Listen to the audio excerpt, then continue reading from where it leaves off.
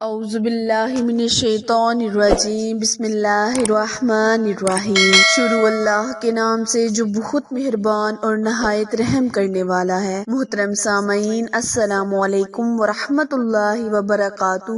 امید ہے آپ سب خیر و عافیت سے ہوں گے اور دعا گو ہوں کہ رب کریم ہمیشہ آپ کو صحت و تندرستی والی، ہزاروں خوشیوں والی، رحمتوں والی، برکتوں والی زندگی گزارنے کی توفیق عطا فرمائے۔ پیارے بہن بھائیوں، آج میں آپ کے ساتھ قرآن پاک کی بہت ہی مبارک سورہ کوثر پر منحصر وظیفہ شیئر کرنے جا رہی ہوں۔ پیارے بہن بھائیوں، یہ سورت بہت ہی افضل ہے اور اس کے ذریعے مانگے جانے والی ہر دعا کو اللہ کریم بہت ہی جلد قبول کرتا ہے۔ اور اگر آپ چاہتے ہیں کہ آپ کی ایسی دعائیں، ایسے کام جو اٹکے ہوئے ہیں، جو پورے نہیں ہو رہے، ایسی کوئی پریشانی، مصیبت آپ پہنچی ہے، تو آپ اس وظیفے کو کریں۔ انشاءاللہ اس وظیفے کی برکت سے، اس وظیفے کی بدولت اللہ کریم آپ پر ضرور مہربان ہوگا اور آپ کی تمام مشکلیں پریشانیوں کو دور کرے گا۔ پیارے بہن بھائیوں، اللہ کریم کے ایک صحابی نے عرض کیا کہ یا رسول اللہ، دنیا میں سب سے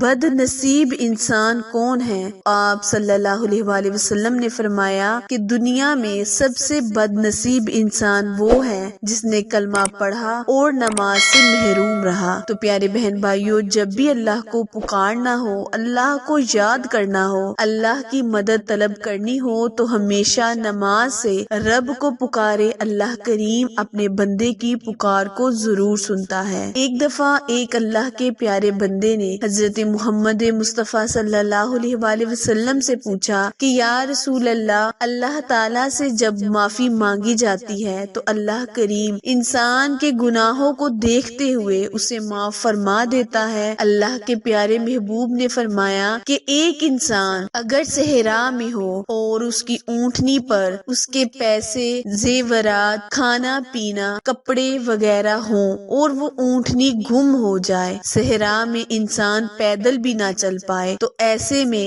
اس کو صرف موت کا سہارا ہوتا ہے۔ جب اس کے سامنے اس کی گم ہوئی اونٹنی واپس آ جائے تو جتنا وہ خوش ہوتا ہے اس اونٹنی کو دیکھ کر، اللہ بھی اپنے پیارے بندے سے اسی طرح خوش ہوتا ہے کہ جب وہ اللہ سے معافی طلب کرتا ہے تو اللہ تعالیٰ فوراً اسے معاف کر دیتا ہے۔ پیارے بہن بھائیوں، اللہ اپنے بندے سے 70 ماؤں سے زیادہ بڑھ کر محبت کرتا ہے، تو اللہ تعالیٰ سے استغفر اللہ کثرت کے ساتھ پڑھتے ہوئے معافی طلب کرے۔ یہ معافیوں والا مہینہ ہے، اللہ کے حضور جتنی بھی ہو سکے معافی مانگے، انشاءاللہ اللہ پاک آپ کو آپ کے گناہوں کو معاف کرے گا اور آپ کی دل کی مرادوں کو بھی پورا کرے گا۔ وظیفہ جاننے کے لیے میری ویڈیو کو اینڈ تک لازمی دیکھیں، اور جنہوں نے میرے چینل کو سبسکرائب نہیں کیا وہ جلدی سے میرے چینل کو سبسکرائب کریں اور ساتھ موجود گھنٹی کے بٹن کو دبائیں تاکہ آل نوٹیفیکیشن سب سے پہلے آپ تک بر وقت آسانی سے پہنچتی رہے۔ جزاک اللہ۔ پیارے بہن بھائیوں، کرنا آپ نے یہ ہے کہ آپ نے جمعۃ المبارک، جو کہ بہت ہی افضل ترین دن ہے، اس دن کو اللہ کریم نے بہت زیادہ اہمیت دی ہے۔ آپ نے جمعہ کے دن باوضو ہو کر تنہائی میں بیٹھ جانا ہے،